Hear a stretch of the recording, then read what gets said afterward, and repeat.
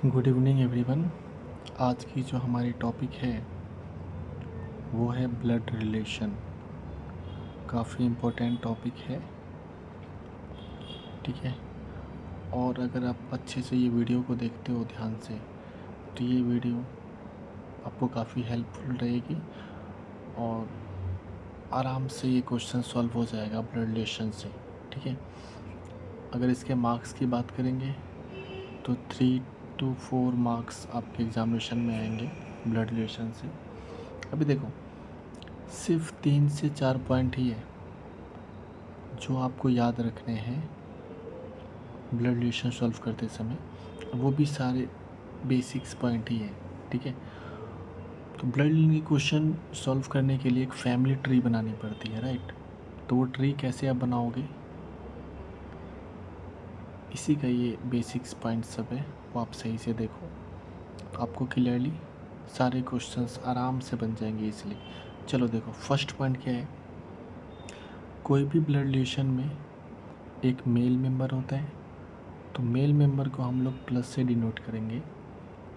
फिर female member होता है, फीमेल मेंबर को हम लोग माइनस से डिनोट करेंगे।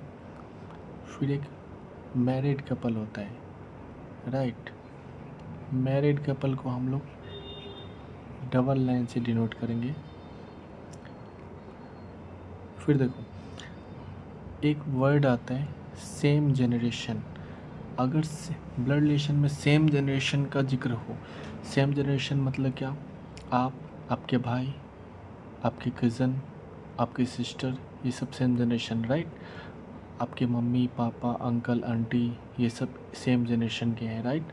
आपके ग्रैंडफादर ग्रैंड मदर ये सब सेम जनरेशन के हैं, राइट।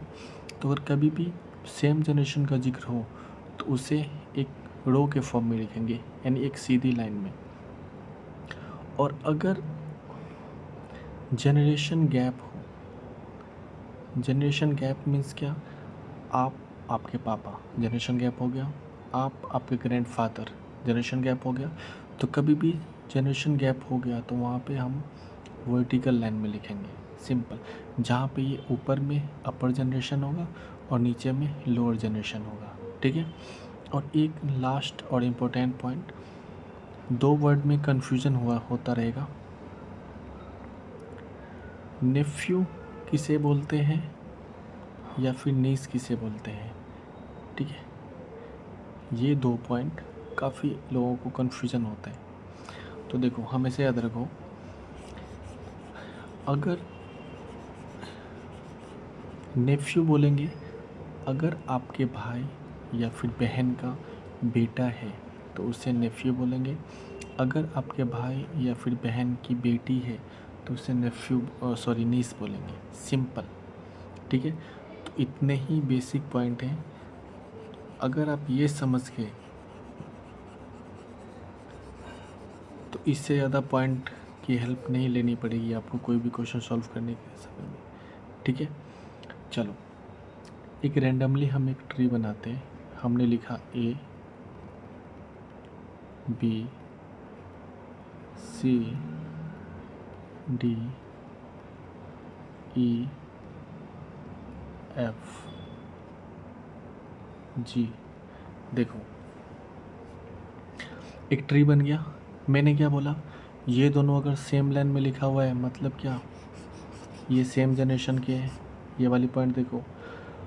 बट डबल लाइन भी यूज़ किया गया है, राइट। मैंने क्या बोला, डबल लाइन किसके लिए यूज़ होता है, मैरिड कपल के लिए। मतलब क्या, ए और बी मैरिड है, जिसमें ए हस्बैंड है और बी वाइफ है, क्योंकि प्लस माइनस, ठीक है। प्लस किसे बोलेंगे, मेल को, और माइनस किसे बोलेंगे, फीमेल को। अभी देखो, यहाँ पे ए के और सी के बीच में जनरेशन गैप हो गया। अब मैंने क्या बोला, अगर जनरेशन गैप है तो ए अपर जनरेशन हो गया और सी लोअर जनरेशन हो गया। मतलब क्या, इससे क्या पता चलता है हमें कि ए और बी मैरिड कपल है और उसके दो बेटे हैं, दो बच्चे हैं, सी और डी, जिसमें सी बेटा है, मेल मेंबर है ना, प्लस है तो, और डी फीमेल है यानी कि माइनस है तो। फिर यहाँ पे डी की शादी जी के साथ हुई है, ठीक है,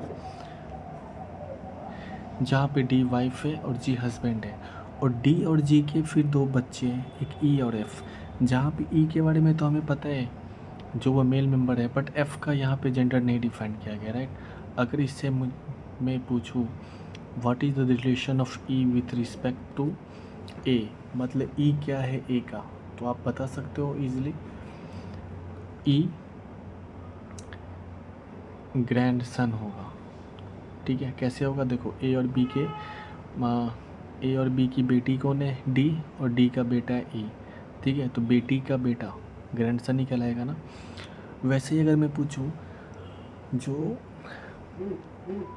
what is the relation of F with respect to D, F क्या है डी का, तो इसका आंसर क्या होगा पता है, इसका आंसर हो जाएगा C and D, can not be determined. क्यों, क्योंकि इसका जेंडर ही नहीं पता, राइट।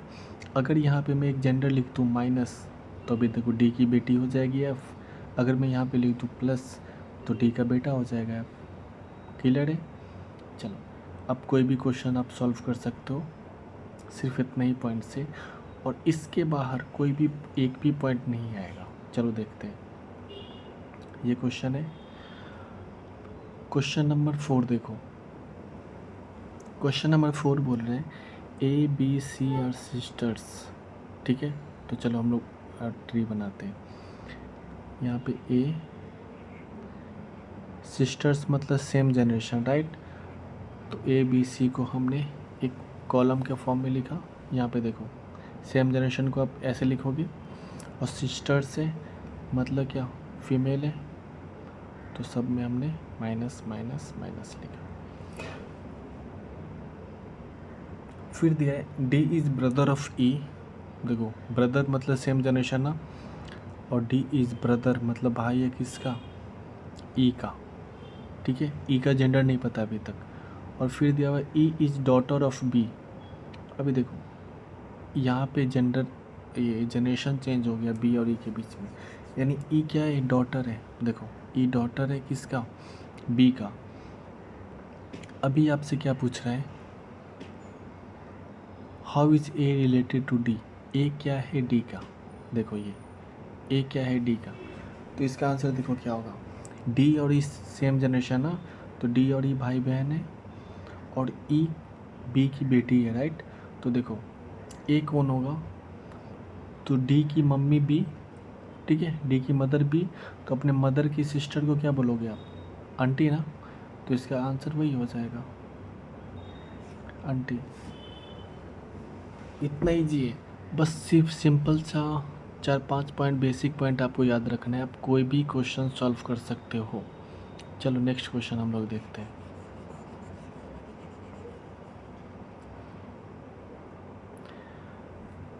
फाइव नंबर क्वेश्चन दिया हुआ है A and B are married couple. Married couple के लिए आपने क्या लिखा था, डबल लाइन, राइट। बट यहाँ पे जेंडर किसी का डिफाइन नहीं किया गया अभी तक। X and Y are brothers, ठीक है, एक्स और वाई ब्रदर्स है, मतलब दोनों का जेंडर पता है, भाई। X is the brother of A. अभी देखो सेम जनरेशन हो गया, एक्स ब्रदर हो गया किसका, ए का। और जैसे ही एक्स ब्रदर हो गया ए का, तो एक्स और वाई भी भाई है ना, तो यहाँ पे वाई में भी लिख देंगे प्लस। अभी पूछा है how is Y related to B, मतलब वाई क्या है बी का। तो एक चीज़ देखो, ये दोनों मैरिड हैं, राइट। अगर ये फीमेल हुई तो ये मेल हो जाएगा, तो देखो, और ये ए एक्स और वाई सब भाई हैं तीनों, तो देखो अपने हस्बैंड के भाई को क्या बोलोगे, brother in law, brother in law ये बोलोगे ना।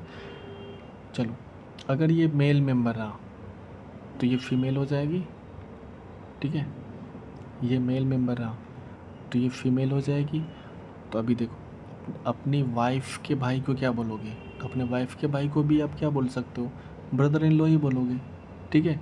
क्योंकि यहाँ पे हमें जेंडर डिफाइन नहीं था, बी का जेंडर डिफाइन नहीं था और ए का जेंडर डिफाइन नहीं था, तो इससे हमें कुछ फ़र्क नहीं पड़ता। जिसके बारे में क्वेश्चंस पूछा गया है उसका जेंडर अगर डिफाइन किया गया है तो आप आंसर दे सकते हो। अगर जिसके बारे में पूछा गया है उसका जेंडर ही नहीं डिफाइन किया गया है तो आप आंसर नहीं दे सकते। तो यहाँ पे वाई के बारे में पूछा गया था और वाई का जेंडर हमें पता था, इसीलिए हम आसानी से आंसर दे पाए। इसका आंसर होगा ब्रदर इन लॉ। ठीक है, ऐसे ही आप नेक्स्ट क्वेश्चन देखो। देखो क्वेश्चन नंबर 8 आपको स्क्रीन पे दिख रहा होगा। क्वेश्चन नंबर 8 में दिया हुआ है F is brother of A. चलो सेम जनरेशन, तो F is brother of A. फिर दिया G C is daughter of A. C daughter है ए का, मतलब ए का शादी हो चुका है, तो सी इज़ डॉटर ऑफ ए। ठीक है, यहाँ पे जनरेशन गैप हो गया, इसलिए हमने सी को नीचे लिखा क्योंकि छोटा जनरेशन है C. D is sister of F. ठीक है, यहाँ पे सेम जनरेशन, तो डी क्या है, सिस्टर है एफ का। और जी इज़ ब्रदर ऑफ सी। सी का भाई कौन है, जी। ठीक है, अभी आपसे क्वेश्चन पूछ रहा है then who is uncle of G. G का अंकल कौन है, तो देखो जी और सी भाई बहन है, राइट। और इन दोनों के पेरेंट कौन है, ए है, और एक जिसके बारे में हमें डिफाइन नहीं किया गया है। तो ए अगर मेल मेंबर होगा तो क्या बोलोगे आप अपने, एफ कौन है, तो आपके पापा का भाई, राइट। तो आपके पापा के भाई को क्या बोलोगे, अंकल बोलोगे। ठीक है, अगर ये ए मेल मेंबर नहीं रहता, फीमेल मेंबर रहता, ठीक है, अगर ए फीमेल मेंबर रहता तो आपकी मम्मी के भाई को क्या बोलोगे, अंकल ही बोलोगे। इसीलिए मैंने बोला जिसके बारे में पूछा जाए उसका जेंडर हमें इम्पोर्टेंट है कि डिफाइंड रहना चाहिए। ठीक है, तो आपसे पूछा गया था हु इज़ अंकल ऑफ जी, तो जी का अंकल कौन है। ठीक है, तो जी का अंकल हो गया एफ। बी डी तो फीमेल है, तो डी तो अंकल नहीं होगा, डी तो आंटी होगी, राइट। इसलिए इसका आंसर हो जाएगा एफ। तो ये छोटा सा टॉपिक है, 3 से 4 मार्क्स के ही क्वेश्चन है। तो सिर्फ अगर आपको ये सारे पॉइंट्स अगर क्लियर है तो आप कोई भी ब्लड रिलेशन के क्वेश्चन आप सॉल्व कर सकते हो। मैं आपको आपके ग्रुप में बहुत सारा क्वेश्चंस में प्रैक्टिस के लिए सेंड करूँगा।